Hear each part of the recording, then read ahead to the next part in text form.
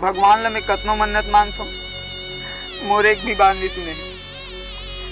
और एक दिन गुस्सा गुस्सा में की दे रहे हम single life is the best life, ऐसे ही के तेल फट ले सुंदरी अब आज ले मोल कोई ट्री देखे। तो भाई लोग आप सब ला पता है कि हमारे छत्तीसगढ़ में कलाकार टैलेंट बाज के कोनो कमी नहीं है और हमारे छत्तीसगढ़ के सोशल मीडिया में आए दिन काकरो न काकरो वीडियो हमेशा वायरल होते रहते। तो भाई इन दिनों हमारे छत्तीसगढ़ में ये बंदा के वीडियो काफी ज्यादा वायरल हुआ थे और ये बंदा के डायलॉग ला देख के हर कोई कांक डरते।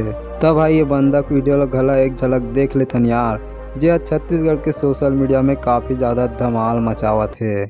काली ज्वार गणेश मंच में प्रसाद खाए बर गे रहूं, हाथ ल लमाया साले मन तुम्हारे घर के मन चंदन ही दे कि मार के खेदाया